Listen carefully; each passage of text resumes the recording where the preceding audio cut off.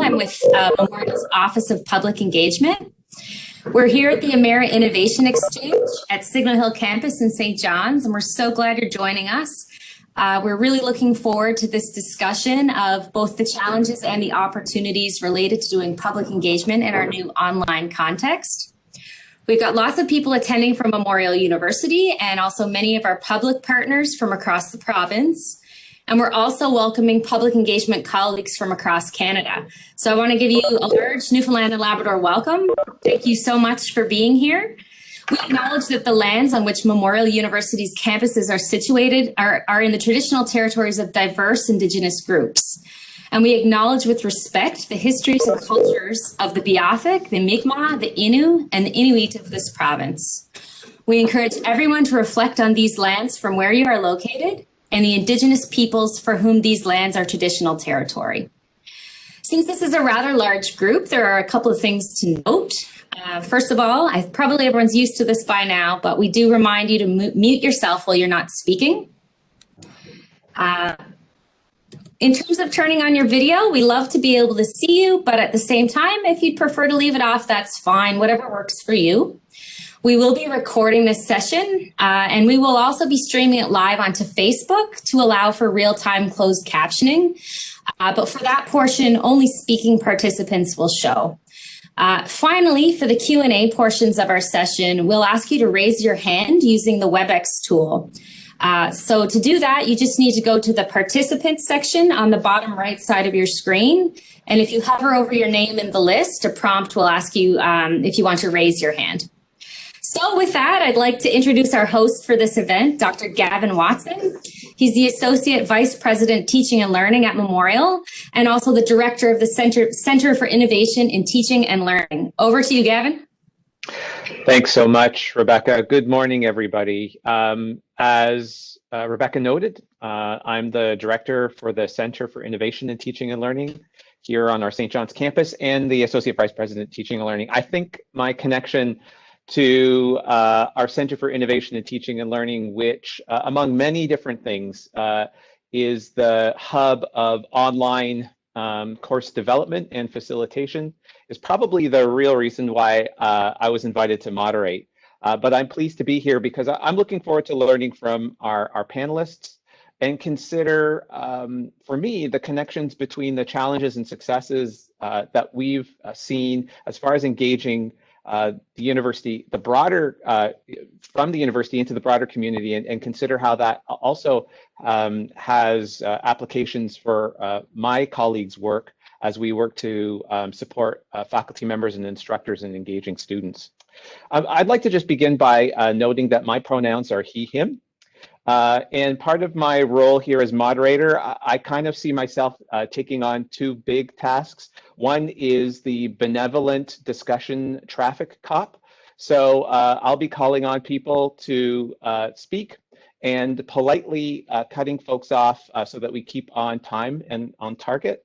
And then the other role that I see playing is, as appropriate, making connections between themes that we're hearing emerge and asking follow-up questions. But probably the most important thing is ensuring that we keep to our time so that we have the opportunity to get through all of our questions, and we also have the opportunity from hearing everybody on the panel. So I'd like to start by officially welcoming our panelists from various units within the university and across our multiple campuses here in the province of Newfoundland and Labrador, and also community partners that we have joining us today. So I'm going to start by inviting panelists to introduce themselves, share their organization, and if they can tell us what projects they've been involved in related to the community, or how they're engaged with the university, that will help set the stage and add some context to the discussion.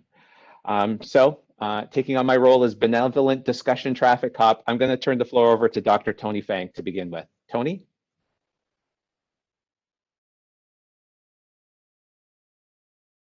Tony, I'll note that you're muted. Sorry. Okay. Good morning, everyone. Yes, nice to see you on this beautiful day.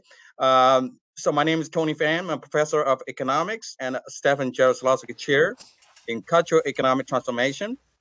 At Memorial, I'm leading a research group consisting of 10 research fellows, including postdoctoral fellows and graduate students and undergraduate students, dedicated to research in demographics, population growth, international migration, and also cultural diversity. Over the last 5-6 years, I have been working extensively with community organizations, including ANC, Association for New Canadians, St. John's Board of Trade, and the Harris Center, of course, and also ACOVA and NLWIC on various issues concerning the province economy and also immigration policies. Looking forward to the discussion. Thank you, Tony. Glad you're joining us this morning. I'm now going to turn the floor over to Kathy Hawkins. Kathy is the program manager at Inclusion NL. Good morning, everybody. Thanks so much for the invitation to be here. Inclusion NL is the corporate program of Empower, the Disability Resource Center. We're a community organization here in St. John's with reach right across Newfoundland and Labrador. Inclusion NL actually started back in 2012 when we identified some needs within our community for university graduates with disabilities and other post-secondary graduates who were interested in getting attached to the labor market, but were still having difficulties based on disability and accessibility. So Inclusion NL was kind of born, and we have been like just running ever since we started, and we're pretty excited about that. We've had a number of different partnerships and relationships with various faculties and departments within the university. Our longstanding partnership, of course, has been with the HR department. We have hosted a number of different public consultations on campus. We are connected to Safety Net because we are a community representative in the NL cluster that's doing research and policy development on disability and work, and have been connected to a number of different initiatives and events that Memorial has hosted. We've been connected to the Harris Center and so on. In community, we do a lot of work around supporting employers to build their accessibility confidence. And of course, you can well imagine over the past 9 months, our conversations have led to online and digital accessibility. So I'm really happy to be here, looking forward to the conversations, and thanks again for the invitation.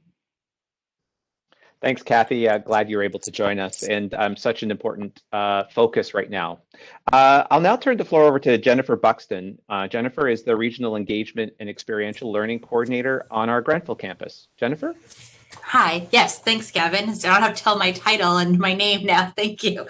So I'm located in Corner Brook on the Grenfell campus in the Grenfell Office of Engagement. In my role, I work with a number of community partners throughout Western Newfoundland. I won't list them all for you because they're numerous, but I work with those partners to facilitate relationships between the university and those partners, particularly with our faculty and students. One of the key projects that I thought I would mention that's relevant to this topic is I am part of the team that coordinates our 2 digital hubs we have in Western Newfoundland. So we've established 2 digital hubs, one in Port Saunders and one in St. George's, with community partners that offer free internet, study space, and computer access and print services to students, community members, high school students, anyone who needs those in those communities, because we are very aware of the digital divide in our province, especially when it comes to rural access to internet. And so that's something that we're doing. And I'm part of a group that's hoping to broaden that to a provincial initiative as well. So that's kind of my role right now. Thanks, Jennifer. Those hubs are a really interesting initiative to consider how we can increase that digital access, which is so important. We've had conversations with students, and that's a need across our province. So I look forward to hearing a little bit more about that. I'm now going to ask Sarah Crocker to introduce herself. Just playing the role that I have, I'll give your title as well. Sarah's the program coordinator at Food First NL. Sarah? Hi, thanks. Yeah, really pleased to be here today. In my work at Food First NL, I'm a program coordinator, and Food First works with communities all across Newfoundland and Labrador to ensure folks have access to healthy, affordable, and culturally appropriate food. So over the years, that's involved quite a few different connections with the university, as well as a network of many different like-minded organizations and individuals. The project that I'm most interested to bring forward and kind of our strongest Memorial University connection right now is the St. John's Food Assessment. We're really fortunate to have a great support from Dr. Sarah Martin and the Terra Nova Young Innovator Award to look really deeply at the food system in St. John's. So the idea is like through these different collaborations, building up our local knowledge about food and food issues, build on our community assets, and then develop innovative and local solutions for some of the big challenges we face.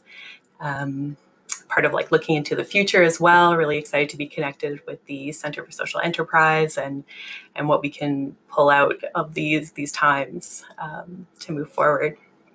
Over the years, I know we've benefited so much from different research projects, recent papers about food insecurity in St. John's specifically, and even smaller things on the outreach and engagement table, like the community garden. So there's just really no limit to things we've done on campus in St. John's and then throughout different partners in the province. Thanks for joining us, Sarah. It goes without saying that food precarity as an issue has really come to the forefront as during the pandemic. And so I'm glad you're here to be able to share some perspectives and just note how important that interface with researchers at the university is to be able to consider solutions to that really foundational issue. Our last panelist is Joni Cranston. Joni is the coordinator of the Bond Bay Cottage Hospital Heritage Foundation. And so, Joni, please introduce yourself. Hi, yeah, I am Joni Cranston, and it's the Bombay Cottage Hospital Heritage Corporation, which is a not-for-profit community corporation with no small mandate: the preservation of culture and heritage, promotion of health and wellness, and community economic and social development. And we managed to do all that with no full-time paid staff. I'm actually a physiotherapist, that's my job. But that gives me a lot of connections with the community, and that allows me to work with the Cottage Hospital Heritage Corporation to have many connections. I was trying to write down some of the connections that we have with Grenfell and Memorial, and I'll forget some for sure, but perhaps we've had strong connections with Grenfell over the years. They use our center a lot, our hostel, as a retreat center, so we've had a variety of professors staying there many times over the years. We've partnered with history professor to do a local history project. We have strong connections. With Ivan Emke, we still have those connections. He was director of research and head of Grenfell for a while, so he's working with us on food security research right now. We've done English as a second language retreats, artists retreats and workshops and luncheons and so many things. And with Memorial, with the Center for Social Enterprise, we've hosted a social enterprise intern, and we're a partner on the Ocean Frontier Institute research, and working closely with Natalie Slewinski. And the next Place Dialogue is hopefully going to be held in Norris Point whenever conditions allow. And my other secret weapon is that I really believe in the value of graduate students, and we actually have Dr. Brennan Lowry, postdoc. He's actually working out of an office in the Cottage Hospital right now. So when you have grad students and the university right on the ground in your community, that's a wonderful partnership. The new project that I'm involved in is trying to start a new community clinic in Port au Choix, halfway down the coast. So that will be called the Great Northern Peninsula Community Place. And the other really interesting thing that's happened out of that has evolved out of that, is the formation of the Great Northern Peninsula Research Collective. I mentioned the Community Place project to Dawn Pittman, who's with the School of Nursing, and she said, well, I know what we can do. We can just, I know this many researchers and these many people who would be interested in the project. So we have Rosa Chikaleski, and she's a geographer, and we have many others from the School of Nursing who are partners, and Brennan Lowry and Natalie Slawinski, and Jennifer facilitates all of this. So we're actually in the process of getting MOUs signed. The Research Collective will support the work of the Cottage Hospital Heritage Corporation, as well as the Great Northern Peninsula Community Place. So many, oh yeah, and somebody said we just had a meeting in Norris Point yesterday. That was right, Food First meeting. See, I do so many things. That was just in between patients. But we had a Western Regional Food Hub meeting at the Cottage Hospital yesterday. So obviously so many connections, and we just really value the partnerships with universities. Thanks, Joni. Glad to have you joining us. And you can't forget to pass along the kudos for the curried lentil soup. It was delicious, apparently. So as you can see, we've got a great panel of highly engaged community partners, university staff and faculty who are engaged in the community. And I'm really excited to now turn towards our panel dialogue, examining just what university community engagement looks like at a time when we can't be together like we have been in the past. Now, certainly, we've been lucky within the province of Newfoundland and Labrador to have a low caseload as far as COVID is concerned, but that still doesn't mean that we are not taking adequate precautions to ensure that everybody remains safe and is able to engage. And I think one of the exciting things to consider is just how that engagement has shifted. So I'm now going to turn to our first question. We're going to spend 20 minutes on this question. Just to give a sense of everybody who's joining us, how this will work is I'll ask each panelist to answer the same question, giving our panelists around 4 minutes or so to answer the question. And then if we follow that timeline, we'll have enough time at the end of our panelists answering a question that I'll be able to open the floor to one question. So just a reminder that if you do have a question to ask, you can put your hand up, or I will do my best to multitask. You can pop it in the chat. And just note that at this point, with only the opportunity to answer one question, I'll just have to pick somebody. But we are closing all of the, today we're closing the entire panel with an audience Q&A. So feel free to hold on to your questions for our closing 10 minutes or so to be able to ask and answer questions. There'll also be opportunities throughout the rest of the questions for other individuals to ask questions. All right. I hope that's relatively clear as to how we're going to engage you, the audience. But now I'm going to turn to engaging the panel with our opening question. And that is, and I know we all would be interested in knowing what are some of the biggest challenges that your organization has experienced during the past year, specifically related to online engagement. And of course, if you've had strategies or successes in mitigating those challenges, we'd really love to hear them as well. So what are your biggest challenges specifically related to online engagement, and how have you addressed those? All right, I'm going to ask Jennifer to have the first opportunity rather to answer this question. Jennifer? Thanks, Gavin. So one of the things I'm going to preface, because just in the terms of engagement, is that online doesn't work all the time. Unfortunately, it is not the most effective tool for engagement. People really crave that in-person connection. So I think that's been the biggest challenge, is transitioning to online, but also trying to maintain those relationships. And unfortunately, some of them can't be maintained online. And so to mitigate things, we've still had to meet in person throughout the pandemic. That's just been the reality of engagement. And I'm seeing lots of nods because people are experiencing very similar things.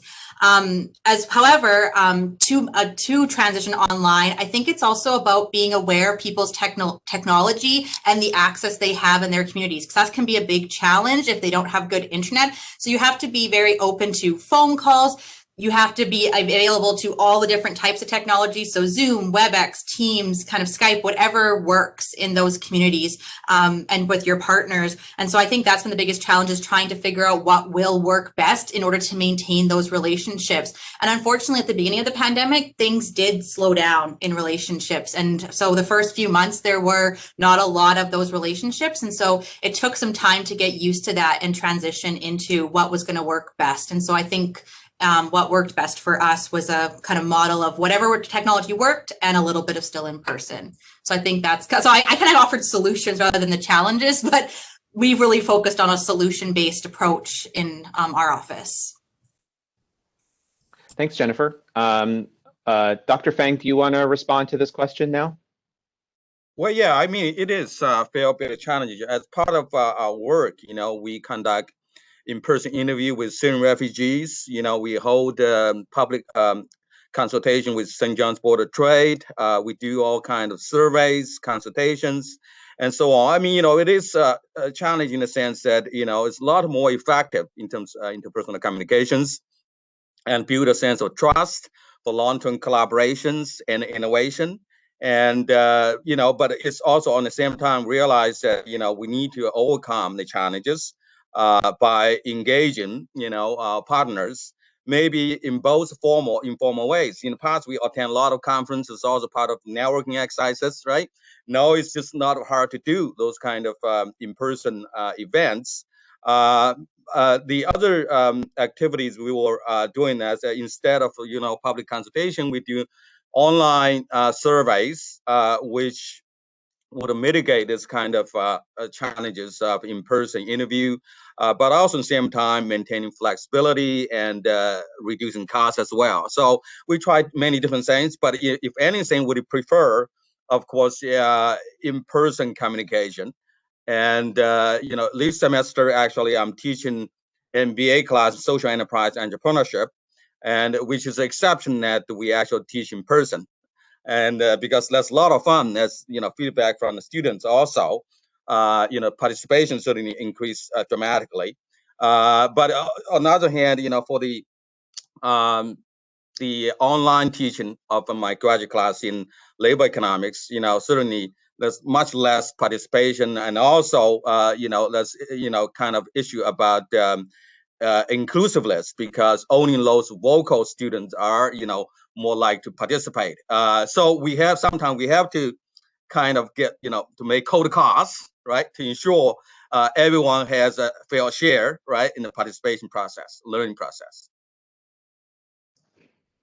Thanks, Dr. Fang. I hear your comments and can't help but think about the challenges that we encounter with building community in online classrooms. For us, learning is such a human thing. And you even alluded to it about the difference between your in-person classes that you're teaching this semester and your online classes. One of the things that we advise is taking time to build that sense of community. But one of the tensions that I imagine is that with some of these engagements, you don't necessarily have the luxury of time to build that trust. So I'm curious. That's a tension that I'm already hearing. It'll be interesting to see if we can explore that a little bit more. Now I'm going to turn the floor to Sarah. And can you answer the question for us, please? Yeah, so thinking about the challenges within our organization, I really see kind of like two aspects of this. There's like actually our internal challenges, like how did we shift our office to be remote? We also like had changes in staff, and typically we do so much of our idea building and planning in person. Yeah, so like that's a major change for our organization, but flexibility was really key, and building in a lot of care. So one of the good things about this has been to show that we can work from home really effectively. Maybe our expectations have changed for what is a typical workday, what is our needs around being able to take leave, like paid time off. These are things that are in a much bigger conversation about about work going into the future. And then thinking like about like my own work in the St. John's food assessment, obviously like we're kind of working with this tagline to, inform, engage, and take action. So the way of having a big community meeting, doing some in-person brainstorming just was not feasible in this past year. So there are definitely some challenges with that. Logistical challenges, a big one, time, a big one, resources. But again, like a way of overcoming that, and I think Jennifer and everyone sort of mentioned this, is like being flexible. Maybe like pulling on different kinds of platforms, different formats, having blends of in-person and online aspects to those engagements. And then the real test will be like, how do we know we're doing it well, right? Are a diversity of voices represented? Did people like get something out of it? And did we value that online component in the same way that we do face-to-face meetings? I think that'll be a real measure of how successfully we can address those challenges. That last question, Sarah, is a big one.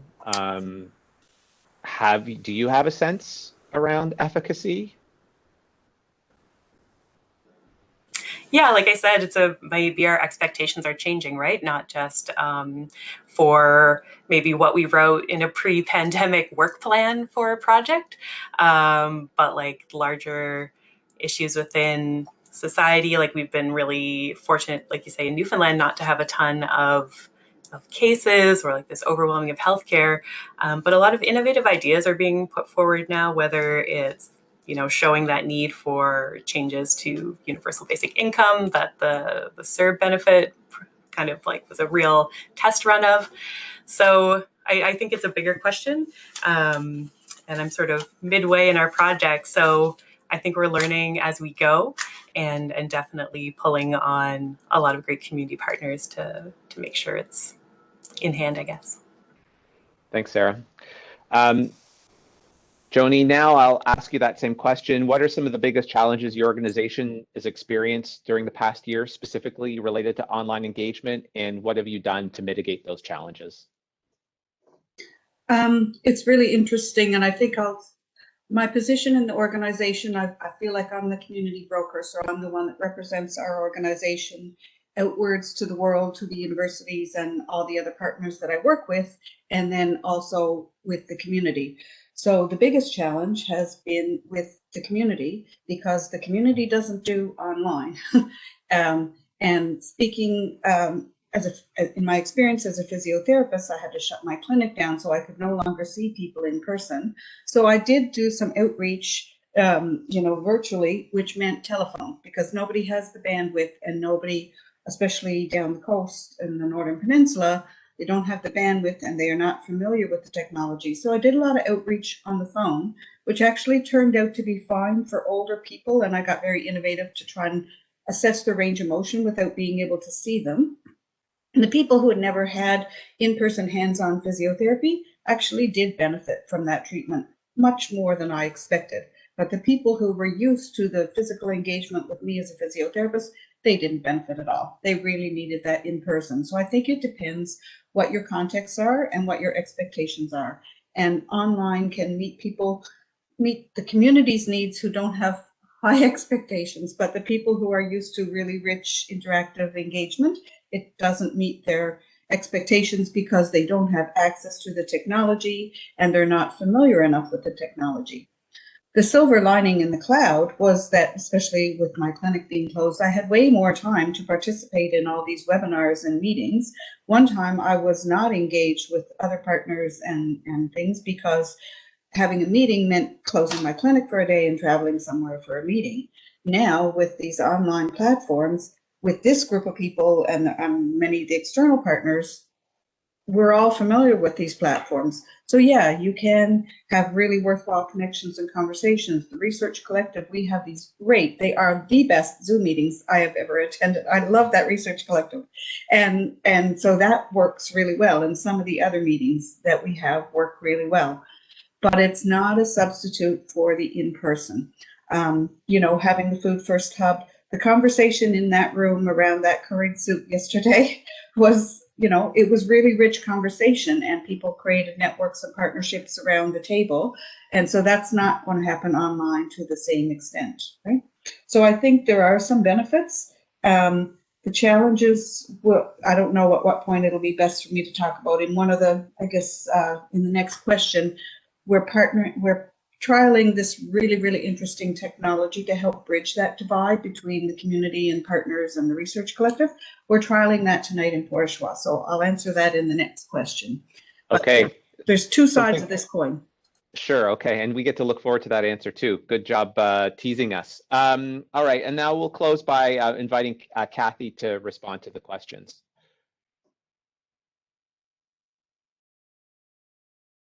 Hi, everybody. So Empower actually experienced some significant challenges when the pandemic first started, because one of our immediate needs was to get availability of technology for a lot of our members, and then second to that would be to help support skill development for members. So Empower has a membership of probably 300 to 400 folks with different types of disabilities. So we had to pivot as an organization very quickly and seek out funding in order to get access to technology and stuff, because public health was releasing most of the information online. As the program of Empower and externally looking out to providing supports to our partners, we actually didn't experience that many challenges first starting out. And the reason for that is because we use technology a fair amount in our daily practices with our business partners from the get-go. So we were, really able to spend a lot of time supporting our employers in terms of helping them, make their online presence more accessible for their customers and their employees with disabilities. So looking forward to talking about, some of the benefits of that in some subsequent questions. But, some of the ways that we mitigated those initial challenges were around professional development training with our business partners, providing supports to educational tools and what's available through online resources and those sorts of things. So it's been a silver lining for Inclusion NL in terms of being able to have these conversations about digital online accessibility, because lots of times accessibility conversations stay within our built environment.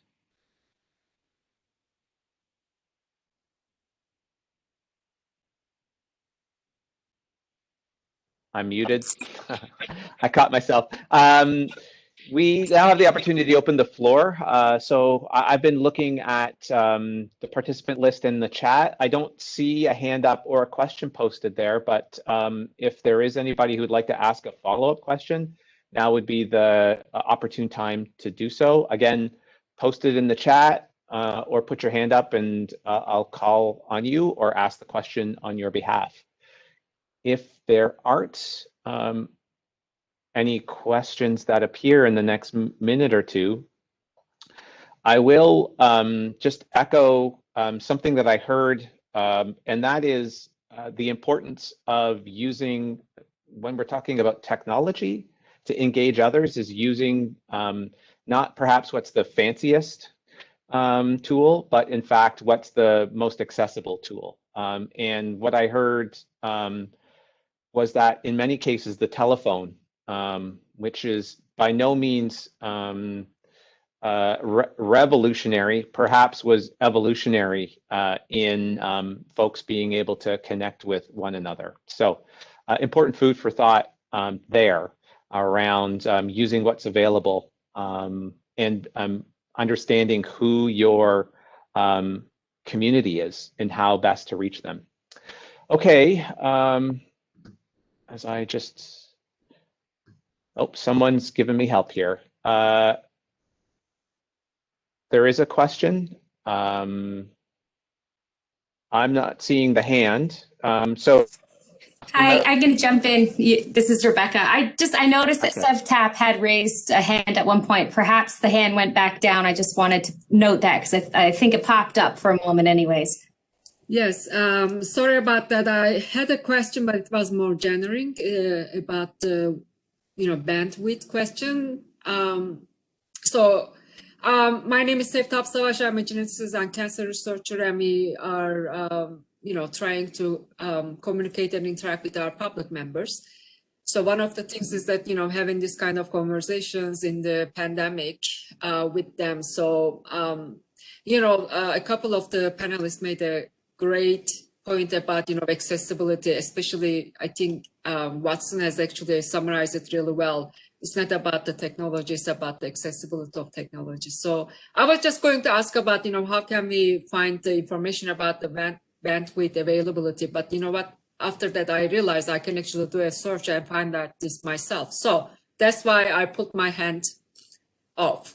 So thank you so much. I'll find this information myself.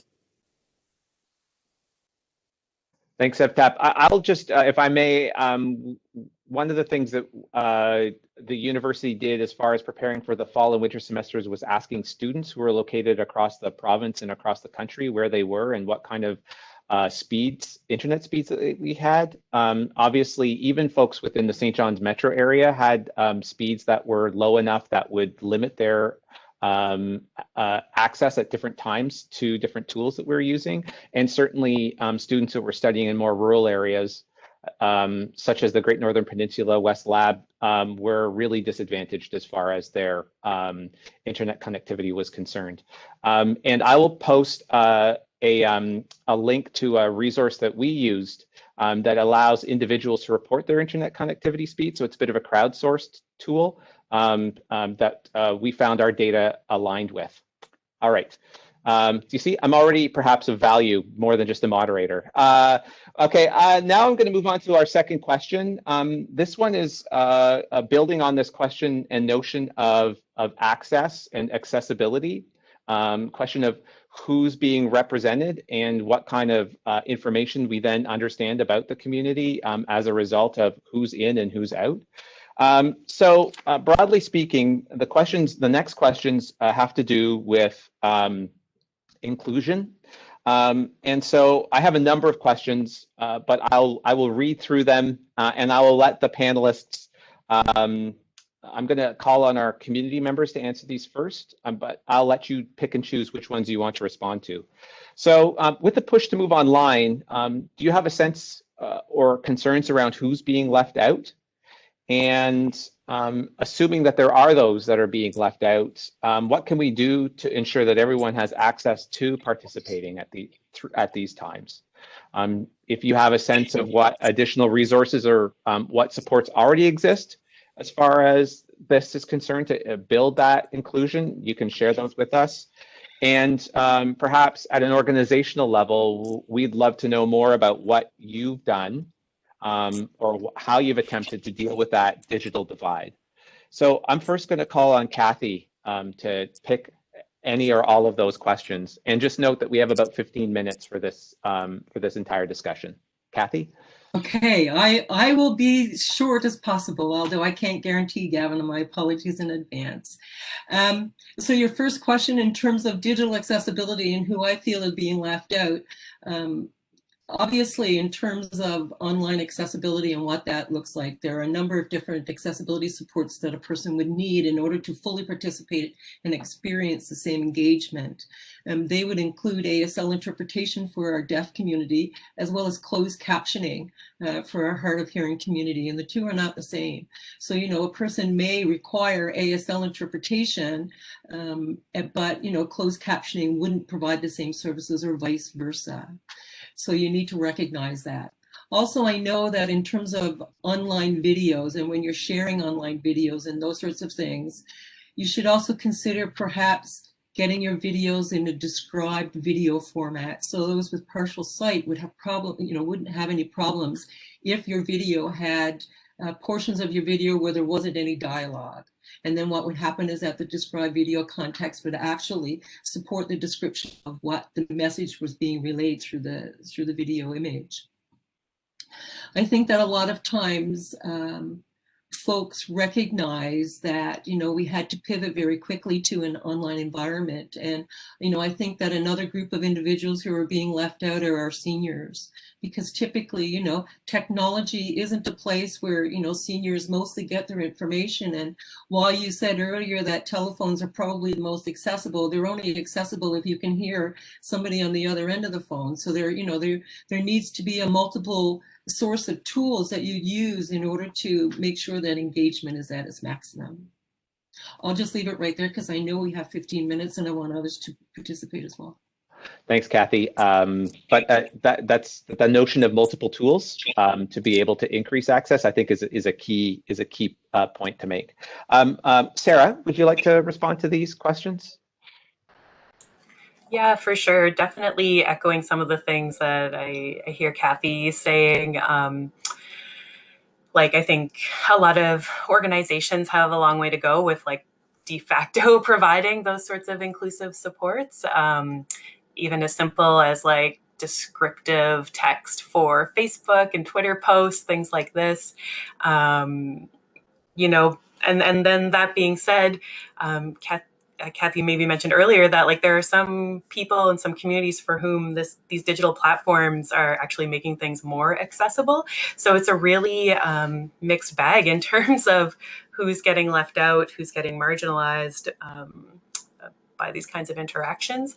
Certainly, when we think about food security, the issues were there long before the pandemic started and even prior to Snowmageddon. So I'll just throw in that for St. John's folks, when we had a huge winter storm last year, it was really obvious during a week-long state of emergency that there were people for whom being physically barred into their houses was quite dangerous. It was hard to find information, information spreading rapidly through social media networks, or even not at all if you couldn't get somewhere to get Wi-Fi because Tim Hortons was shut down. There's really a complex set of issues with this digital divide. Something we've become, way more acutely aware of this last year. And I think sort of sparked a deeper commitment in terms of our communication offerings to use clear language, to have more accessible images and videos with closed captioning or captions added to webinar and online recordings. We've also really pulled on some of our partners. The Community Sector Council offers great technology services through their techno tutors. We were also able to secure a laptop for a volunteer through the Computers for Schools program. So I think there are some resources out there, but there's a lot of matchmaking, and as an organization having to follow up on things, make those little connections and personalize the supports for people. It's been really important. Thanks, Sarah. Joni, would you like to respond to these questions? Yeah, I think it really, with the move online, it is the community and probably especially seniors that are being left out. Fortunately, in Newfoundland, with our low numbers, what we can move to do is some blended events where those who don't have access to the online and to those can meet in small groups in person, socially distanced, and then have access to the expertise of the outside wider community and partners. So what we're trialing tonight, we planned for a long time to have the Great Northern Peninsula Research Collective researchers present their research to the community. And when we first planned it before the pandemic, it was going to be a big meeting with 100 community people in the Lions Club. And that's not happening. So now we're going to do it tonight in the Port au Choix town office. And we have room for about 20 community members, including our community place board, in the upstairs meeting room at the town office. And the researchers will use the new hub in Port Saunders, and they will Zoom into our meeting. And in another meeting where I was with a bunch of community people in the room, and then the panelists and presenters and other participants zooming in, all those Zoom people, they had big faces on the screen, they could hear, they could see everything, and the community people were teeny tiny people in the room. So that creates this barrier and this inequality. So my brilliant husband, he's my tech advisor, he's helped me access this system. We purchased at the Cottage Hospital Heritage Corporation. So it's a Logitech meeting setup. So it's got this hub that sits in the center of the table. It's got these amazing speakers that lets everybody in a large room hear. And you can pick up voices from really far away.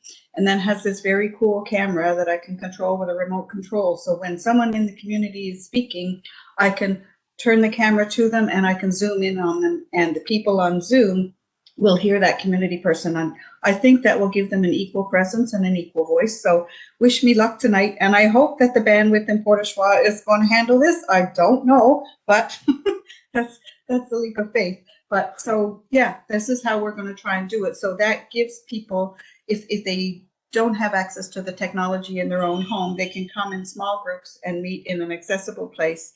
And then they can still hear the brilliant research that is going to be presented tonight. And there's a bunch of other partners. I have Western Health and I have, different partners from all across the province who are going to zoom into the meeting as well. So that blended platform, I think, is going to be our solution to try and bridge that divide, because to me, nothing really comes close to those community connections. I've really lost a lot of connection with the community down there because I'm not doing clinics down there. And that's what really builds the relationship. But hopefully these online tools can be useful tools to bridge gaps when those gaps occur. Thanks for those. Thanks for in a sense, the little case study that you provided us here as well, Joni. That was really insightful. The two things that I've learned is, one, have a brilliant spouse. And the second is that, in fact, there are little things that we can do as we're leveraging technology to make a more human connection. So you noted, for example, the feeling as though people were further away from the camera. So camera location, it may seem like a really minor thing, plays a really important role because of the fact that ultimately we're all humans connecting through this technology, and we need to feel as though we're engaging in the same way. So I just wanted to note that, because it's something that we see, again, I can't help but go there, in the online teaching and learning literature, that the importance of a human face, and one that can be seen really can be well seen, is really important as far as learning is concerned. Okay, again, benevolent traffic cop as far as the discussion is concerned. I am going to just move on to our next question because I want to ensure that we've got time. Oh, Kathy, you've got a response. Please go ahead. Just 30 seconds. The camera positioning is also really important for folks who are trying to read your lips and follow along closed captioning at the same time. So I'd really encourage that as well. And also to let you know that Inclusion NL has resources available. If you're interested in getting more information about increasing your accessibility confidence online, please don't hesitate to reach out to me. We have resources available that we can email to you very quickly. Thanks, Kathy. And are those resources online themselves, or do we need to get in touch with you first? You would need to reach out to us first. Okay, and is that through your website? Yes, just Google me and you can find me, or you can reach out to me on Facebook, any social media platform, or Kathy@inclusionnl.ca. Perfect. I suspect you'll get. I hope you get some emails as a result of that. So true. All right. Yeah. Can I add 1 minute on that? Yeah, go ahead, Tony. Yeah, okay. For us as researchers, actually, inclusivity is crucial from a scientific perspective, right? We do random surveys, we do randomized experiments, and ensure the data are representative to the population. Otherwise, the finding would be, not reliable, right? And so, especially we are working with one of our group in the population, recent immigrants, refugees, low-income people, and seniors, et cetera, who might not have access to the hardware and software, the online technology, and so on. So we try to match up with whatever they have access to. If you telephone, we do telephone conversation. You have online technology, we use Zoom, we use WebEx, Microsoft Teams, you name it.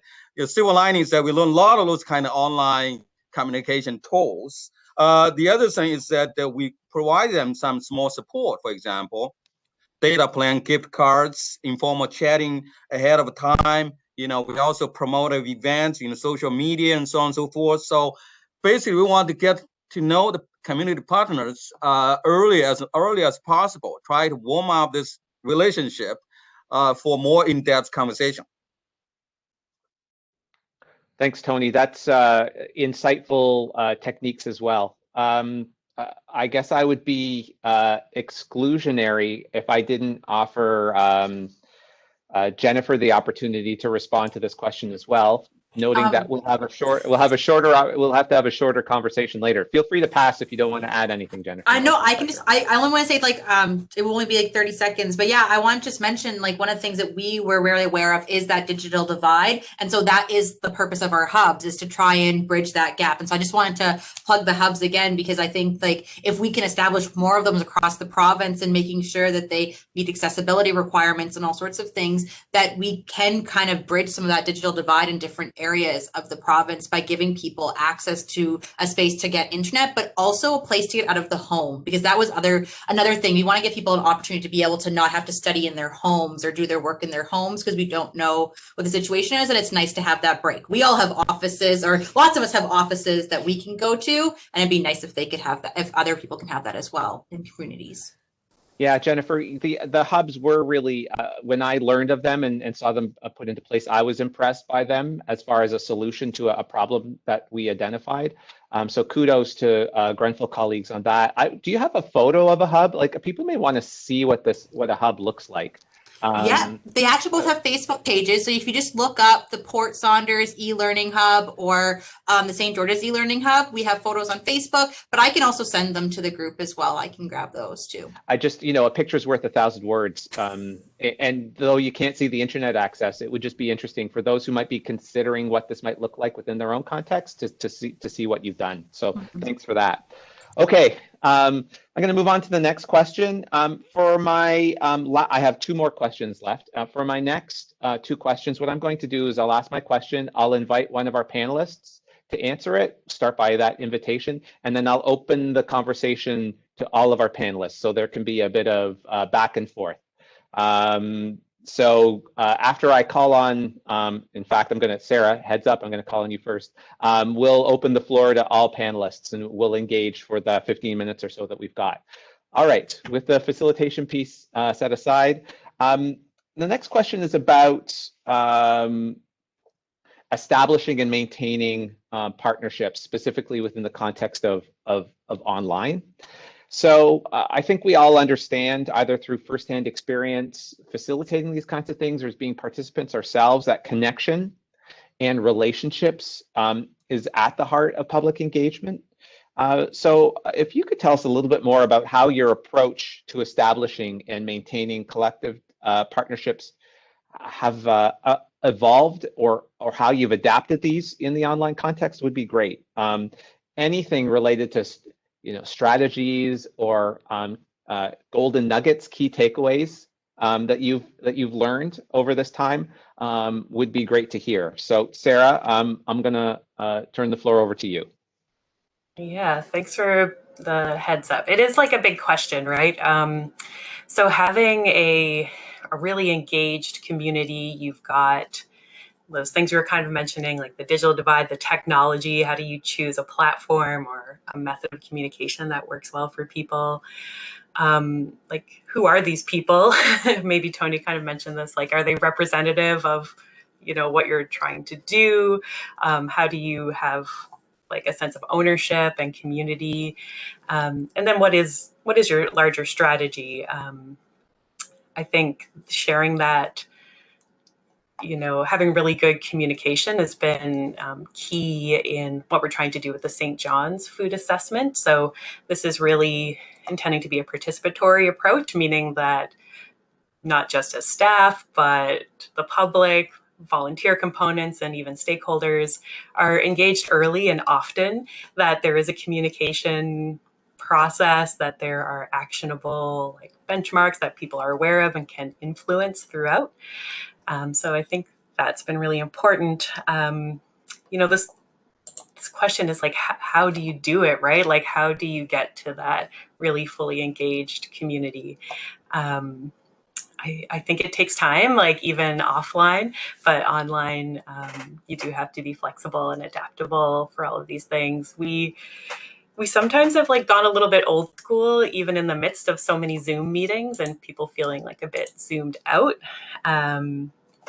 Like, I'm sure like any occupational therapist or like any sort of like wellness group in your office has probably suggested like walking meetings. We were able to do like a socially distanced like walking tour of a community gardens in Center City this fall, which probably wouldn't have been something that was on my radar when we were originally imagining just like a couple of big meetings. So that was really interesting. I also chair the St. John's Food Policy Council and arranged everyone to do like a Zoom chocolate tasting. So that was kind of fun. We just dropped off things in people's mailboxes and did it sort of online altogether as part of our meeting. And that's also spilled over into our response to COVID as an organization in the spring. With partnerships with the province and the Jimmy Pratt Foundation, we started offering a community food helpline. So having sort of a warm line, somebody who would answer to help direct people for referrals to food banks or other food programs and keep that information up to date. And that's something that really takes a lot of time and capacity in an organization to actually find current information, make sure it's valid and good, and then also be able to share it with people however you meet them. And a big part of that, particularly with the food line, has been, what do people really need? They do want to talk to somebody, but then they also do need like real resource support. I think with the St. John's food assessment, we were asking for a pretty significant contribution from our volunteers who are food animators. We wanted to have these folks who are resources for community food programs who could help us like bring the food assessment to life, to animate it. So paying them was like really important. So we did bring in an honorarium for their time, volunteer time for contributing to this project, as well as covering childcare or home care expenses, travel costs. I think that's something that when you are a staffed organization or an institution, you're like, why wouldn't these people just want to give their time to my great project? It's so good. But there's a lot of barriers for public participation in these kinds of things. So paying guest speakers, paying people who are contributing to focus groups, even a nominal amount, really is important, especially for voices that are marginalized in our food system or larger things in society. Thanks, Sarah. One thing that I heard was needing to be flexible and adaptable, which I assume also means, I think this was implicit, that you have to be listening to your partners around what's working and not, and then be willing to shift approaches as a result of that. Yeah, like I mentioned, with like a participatory project, communication is like so key, and there might be unknowns that come up. We definitely did not have a global pandemic in our work plan. So yeah, we certainly had to listen, hear, and adapt, like pivot being the big word that I'm trying to not overuse, but it really is the word. Thanks. So now I'll open the floor to our panelists responding to this question. How are you establishing and maintaining collaborative partnerships? Were they adapted for the online context? I was going to go ahead, Gavin. Yeah. So yeah, I think the key word that Sarah mentioned is the flexibility. I think listening to folks and to asking what is working best for you and how you can do that. Because like I said, sometimes an in-person meeting is just going to be what's going to work best. But the other thing too is that we also have to pivot. So we plan lots of meet and greet events for partners and faculty, but we can't do big events right now. And so you also have to pivot your own time to maybe doing a lot more one-on-one facilitation. And so it takes more time, but you can make it effective, and you have to be able to do that because again, you're meeting everyone's needs in a different way because we still are in a pandemic now. And like Joni mentioned, the community meeting that's going on tonight, which I'm really excited to be participating in, is we wanted to have 100 people at this big, huge event, and we can't do it anymore. We're pivoting to 2 different spaces and smaller groups, but you have to listen and see what works best, but still deliver and move projects forward. You can't just stop your projects, I think. And I think that's why Sarah's mentioned too, like you have to pivot because we have work plans. We don't have a pandemic in the work plans, but we still need to achieve our goals at the end of the day. So we have to find ways of doing that. Thanks, Jennifer. Any other panelists want to add or respond? I just liked what Sarah was saying about it's in rewarding or recognizing what your volunteers do. One time you would have just got them all together and give them a lunch, which you can't do that anymore. But I think these kind of situations make us recognize even more acutely the value that these people contribute. And so I think finding honorariums and ways to pay them and compensate them for their time or enable them to participate through covering childcare and stuff is really, really important. And then probably in the future, finding ways to actually provide technology the way they are in the schools. So how do you get students online? You have to give them, you know, notebooks and laptops, and you have to work to improve bandwidth. I think throughout the province is a really strong priority. But thanks, Sarah, for raising that point about compensating people for their time, because I think situations like this make us really value what the community gives us. When we lose some of our access to them, then we value them more. And I think they are extremely valuable. Thanks for that observation, Joni. Yeah, Kathy? I would just like to say ditto to the flexibility and the adaptability. When we're working with our partners, lots of times, you know, we have to use a hybrid model where we're doing some in-person connections and some technology. You know, I think that Sarah said it right out of the gate when she said that we have to be adaptable and flexible, because without that, we're not going to make the connections and we're doing. Thanks. Yeah, thanks, Kathy. Any other, as far as just a question to the panelists, any other connections you want to make or anything else that you want to say? Yeah, okay. So yeah, I certainly have learned a lot from our community partners. I totally agree with Sarah and others. You know, we have to be flexible, adaptable, and also be supportive, especially to the vulnerable groups we are talking about earlier, low income, you know, newcomers, refugees, seniors, and so on. And the other is that, you know, this process might be a little bit foreign, you know, to some of the groups, right? Especially seniors might not be well versed with the advanced technologies. We probably have to provide some kind of, you know, training, possibly also IT support. The other is that, you know, for the new partners, I think, you know, it's important to break the ice in terms of communication. In the idea about, you know, organizes, you know, chocolate tasting is very kind of relaxing, I would say. I was invited as keynote speaker for the TESL, the English as Second Language Conference, and the organizer actually had, you know, what is called a yoga session, you know, before the conference starts. I think, you know, these are all wonderful ideas, you know, to avoid those kind of, you know, what we call screen fatigue, right? You know, if you have to stare at the screen for computers for 2 hours, you know, sometimes could be, you know, very kind of unexciting, I guess. If we had the solution to screen fatigue, boy, we'd everything would be solved. Maybe not. All right, thanks for those observations, Tony. I'm going to move on to our last question to help ensure that we've got time for a Q&A. And so again, this is going to be one where I'm going to, in fact, Joni, I'm going to ask you to respond to this question, and I'll open it up to our panelists. We've kind of been getting there as I hear the answers. Talk about hybrid models, talking about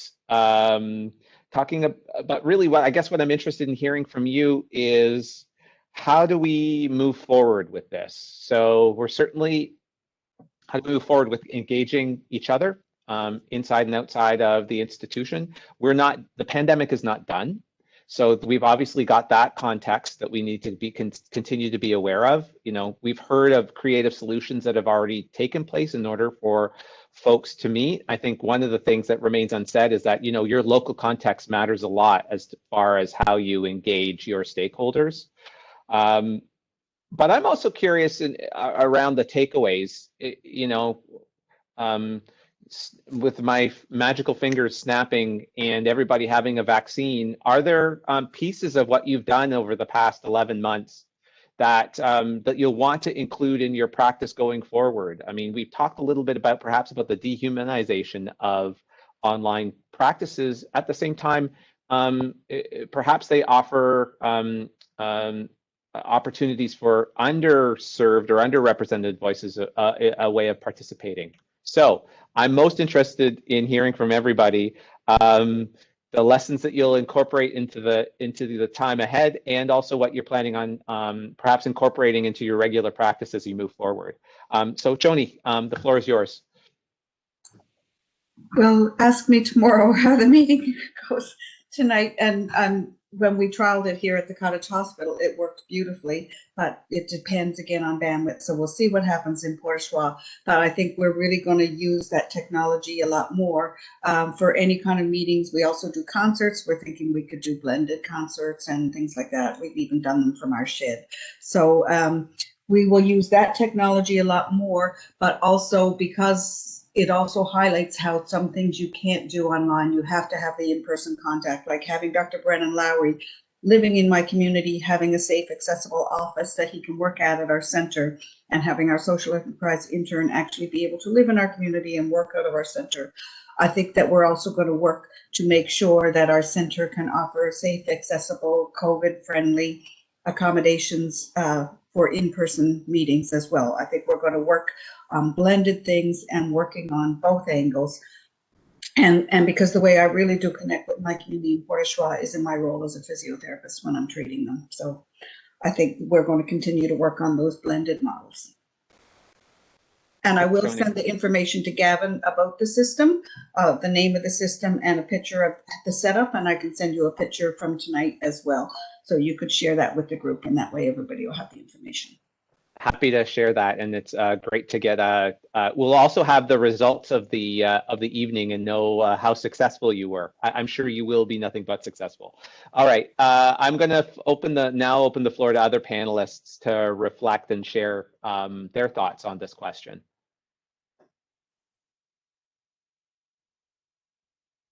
Kathy. I would have to agree with Joan. I really think that, you know, moving forward, a blended approach would absolutely be more progressive than just choosing if it's going to be all in person or if it's all going to be technology. I would really like to just stress that, you know, a hybrid model or a blended approach does open accessibility, because if your building isn't accessible by its infrastructure, especially if it's a heritage building or something along those lines, then technology would provide an avenue for people to engage if they don't have to have experiences, you know, trying to navigate stairs or inaccessibility barriers within a built environment. So huge advocate to continue with blended hybrid models of things. And we also support and advocate that with our business partners as well. You know, we have been hearing from them saying, okay, Kathy, how are we going to be doing this moving forward? How are we going to continue to engage with our employees and our customers? And everybody's looking at, you know, blended types of models. Thanks, Kathy. I think it's important, that notion of the physical space limiting access, but also using our wisdom of practice, those pieces of information that we've learned. You know, we've purchased equipment. We have an understanding around, you know, as you said, ensuring that speakers are visible so that closed captioning and lip reading can take place as far as access is concerned. I think there's the opportunity to hybridize even that knowledge so that we can increase our inclusivity to everybody, to all sectors of our community. So that's a great observation. Jennifer, you have your hand up. Yes. One thing I was going to say, that like silver lining of the pandemic is that we're talking, like we knew the digital divide existed before, but we're talking more about it now. And the government fast tracking the Universal Broadband Fund to get everyone good internet by 2026, or most people by 2026, is silver linings. I don't think that would have happened as quickly if we didn't realize how much people need that access to the internet. Because if we have to continue for how much longer to talk about bandwidth issues, like that's just exclusive just by that nature. And we have to be inclusive because internet has been labeled as a right pretty much for everybody. We need to be able to give everyone good internet access at this point. Thanks, Jennifer. And that's the curious thing about that notion of the internet as a right, that's the thread that crosses all of our experiences, no matter what our work has been during the pandemic or who our stakeholders are. The limiting factor in many cases is that equitable and easy access to high-speed internet. It's it is a concern. It's more than just a technological concern. And I appreciate you noting that, and I think it's worth mentioning. Somebody is waving their hands. They're noted as owner, but I suspect that that's not your name. I suspect that's not right. Karen Bueller here, and I'm with ARC on the East Coast, and the West Coast coordinator is here too. That's the AG Research Center, pretty new. So I just want to say that if you're trying to get, because I'm in the cohort that had spent a week trying to get my friends on Zoom, it's not just putting up a printed thing, it's freeing up somebody who can stay on the phone and go through maybe a couple of hours in different sessions to get them on Zoom and guide them in the right way. And I'm new to WebEx, but I would assume WebEx is the same. Once you've done Zoom, WebEx is pretty easy. But in my age group, we usually use email. We order stuff online, but all this new stuff is new and needs help. Thanks. Well, yeah, thanks for that comment. Here's just a perfect example of how we can continue to be lifelong learners, and there's always something new to learn. So thanks for sharing that insight. I'll note that when we're talking to faculty members and instructors about incorporating new tools or technologies into the classroom, we always highlight the importance of spending time in that class to help students discover and learn that tool. And so don't assume that students, there's this notion that the current undergrads that we have, because they were born into the internet, are digital natives, that they understand how to use these tools. That's just simply not the case. The findings don't follow that out. So it doesn't matter whether you're 18, 78, or 68, 58, 48, we can go down. There still is a need to introduce folks to the tools and ensure that they understand how they're used.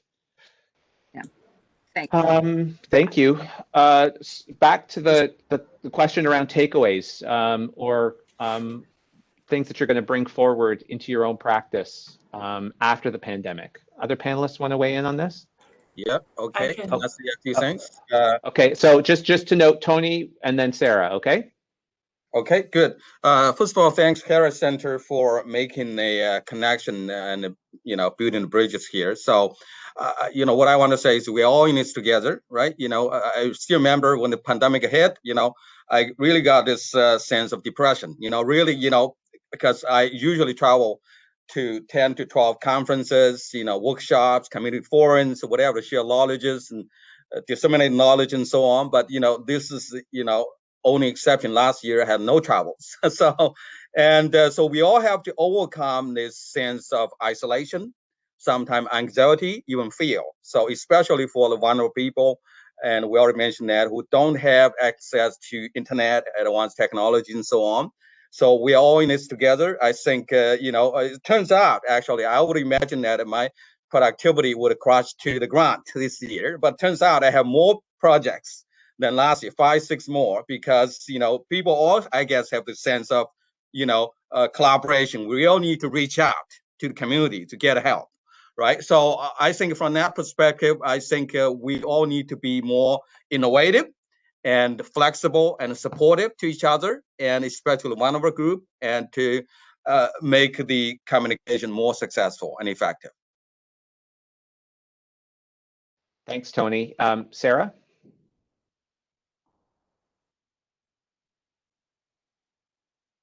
Just trying to find my unmute button.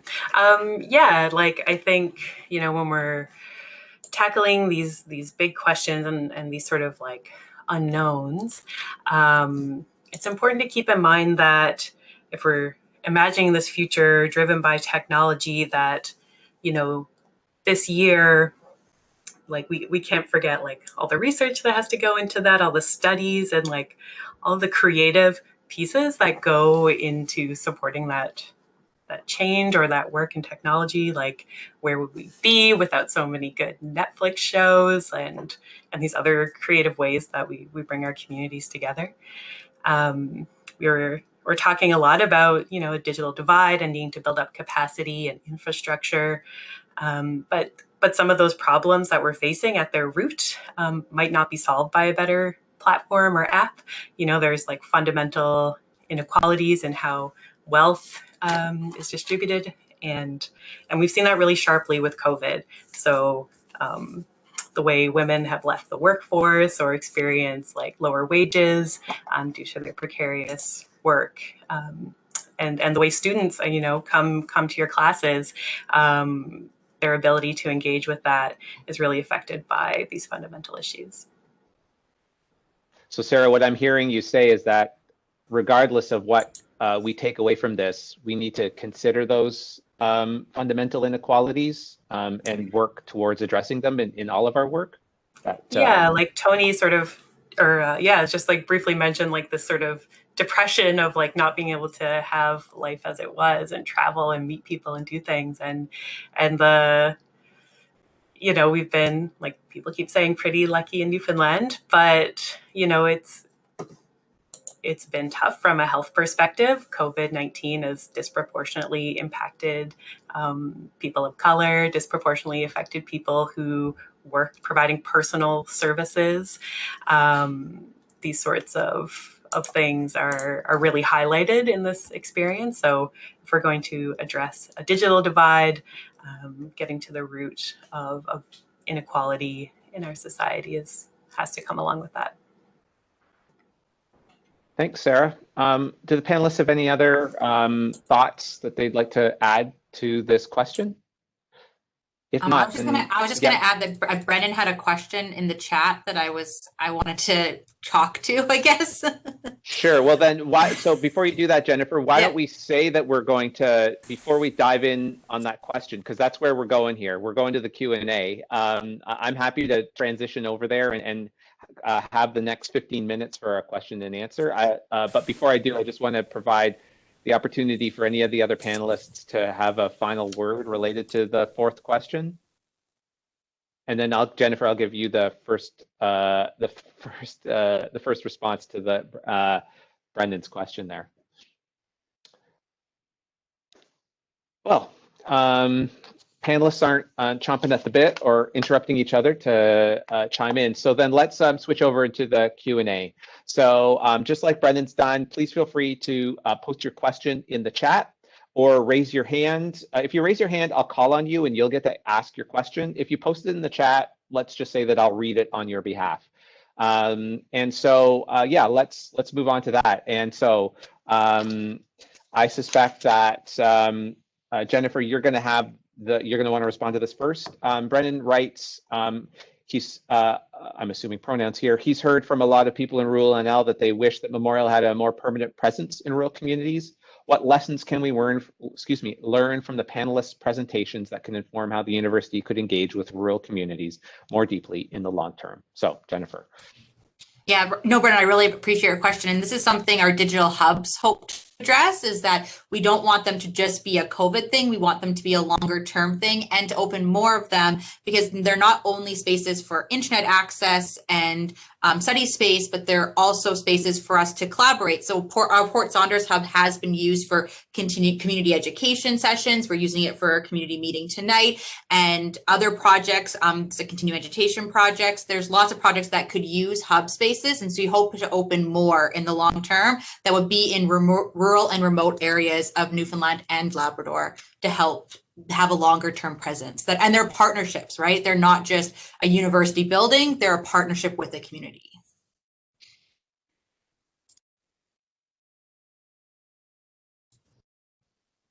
You're muted, Gavin. Yeah, okay. Brendan, do you have a follow-up question there? I noticed that you turned your video on. No, I just was very appreciative of the chance to ask the question, and I look forward to hearing what other speakers might have to say.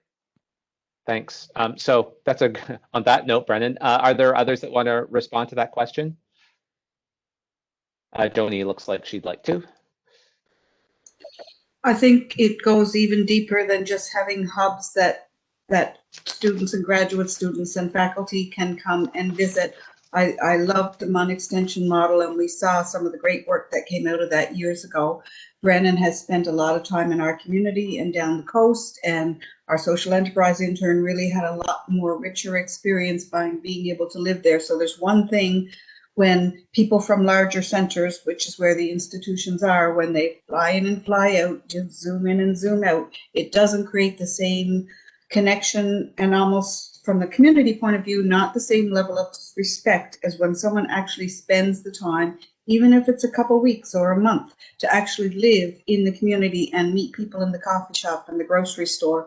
I think if MUN extension could do it before, I don't understand why that model couldn't be recreated in some level again. I just think it's a much richer model, and if you really want to engage, you need to be there in person. So if you really truly want to understand the issues in communities, you have to live it.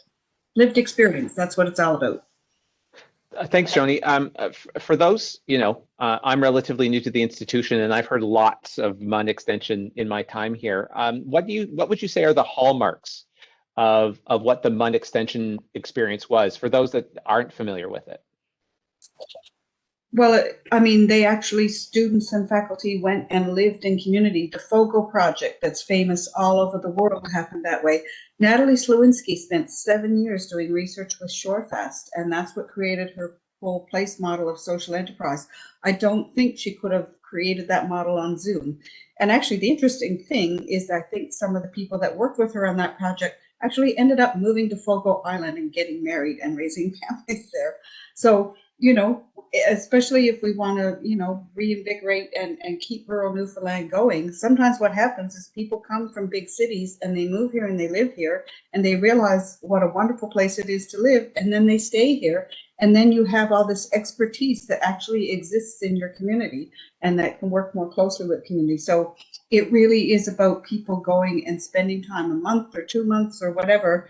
Burgeo created a radio station, Bruce Gilbert, when he was down in Burgeo, they created a radio station, and I think it's still there in some context. So I think it's just a really valuable model, and I know they stopped it at one point, but I think it's worth reconsidering. Well, I do think the point that you noted is that lived experience in community, and that ties back to what we talked about earlier, is around building trust and connections as a foundational aspect of this work. So I see the connections there. There's Sevtap, you had your hand up and now it's down. Did you have a question that you wanted to ask?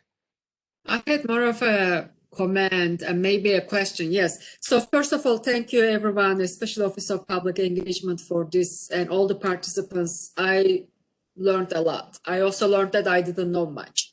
So to learn much, my question is that as a faculty member, right, we have some projects that involves communication with the community members, and also, organize public engagement activities.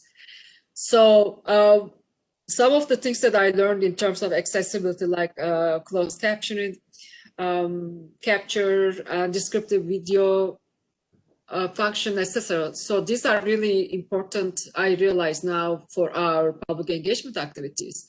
So my question is for more maybe the MUN staff, maybe Gavan, who do we consult at MUN to actually get this kind of technical support, learning opportunities integrated in our activities as a faculty members or graduate students? It's a great question, Sevtap, and I would say that the kind of learning that you would do to improve digital accessibility for your public engagement work could be aligned directly with the work that you would do within your classroom to improve accessibility for student learners. And so the answer to that question is CITL is your contact. So the Center for Innovation in Teaching and Learning, we have staff who can help you either support you with helping you complete the work. So we've got all kinds of resources, for example, on how to close caption videos. Yeah. Or if you work with us, we can help ensure that anything that we produce, I mean, part of our foundational sort of principle and ethical and obligation to the work that we do is that it's accessible. So we incorporate that into our direct work, but we also work to support faculty members, instructors, and the larger community in that kind of work that can be translated anywhere. Thank you very much. Yeah.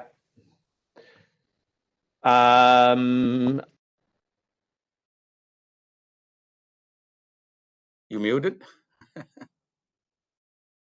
Thank you. Rebecca, you had your hand up. I actually muted myself to start talking, of course. Oh, sorry. Yeah. And actually, I just want to jump in. And of course, I'm in the middle of having my laptop almost die. So I'm also panically trying to get it plugged back in. I just wanted to note, oh, shoot. Can you see me? There. Yes, we can see Good. you. I've materialized again. I just wanted to note this is all great. Thank you so much, folks. But we also, before we go too much further, I just want to ask Kelly Greenfield from our office to share the link to the event survey. Really appreciating all this further conversation. And there are other topics for sessions and webinars that are coming out. So if you could share any of that stuff within the survey, we promise that we will look at it and it will impact what we do next. So thanks, Rebecca. I am unmuted. The link is in the chat, and I suspect that people will also get that sent to their emails as well. Great. So we have about 5 minutes before the bottom of the hour, which is our advertised ending time. And thanks to my colleague Jane Costello, way to go, Jane, for linking to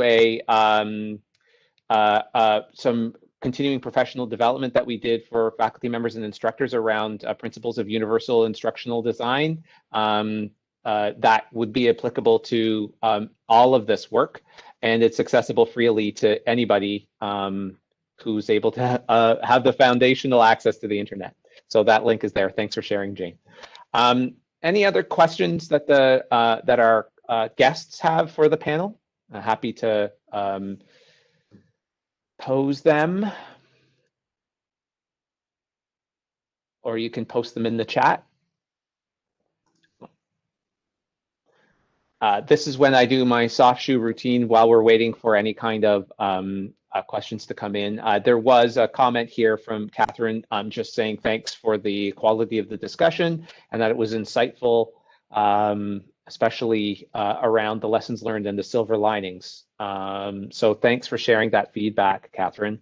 I'm sure that Office of Public Engagement will also appreciate getting that in textual form so that they can speak to the success of the session. Here we go. People have to go. People are talking. Oh, Jane's also pitching another session that we've got, CITL's got coming up at the end of February on equality and diversity in the remote classroom. So perhaps we'll connect with the Office of Public Engagement to share those links so that you can share them with those that are here. Certainly, my piece that I took away, and I didn't necessarily write, was that questions of access, or I didn't say, was questions of access and inclusivity as far as digital platforms are concerned, as they relate to teaching and learning, are not unique to just teaching and learning applications. And so that's the thing that I'm aware of, is that there are artificial divides, especially in the university, between research, public engagement, and teaching and learning. And there's so much that we can learn from each other internally, as well as hearing feedback from our community members to help inform how we support the institution and the communities that we support going forward. So it's 11:28. I'm gonna, Rebecca, do you have any other final things to say? You do? Yeah, okay, so I'm just gonna say thanks, and I'll turn the floor over to you. Awesome. And I want to say thanks to all hands. I think there was a comment about how much a difference having a great host makes, and I totally agree. Thank you, Gavin. Thank you to all of our panelists. Thank you to the audience. You've shared your time and your ideas. We do offer a pretty wide range of programming related to public engagement, and you can find all of that, in particular, a listing of our funding opportunities if you just take a look at www.mun.ca/engagement. So I just want to end by saying stay well, and thanks again for joining us today. Thanks, everyone.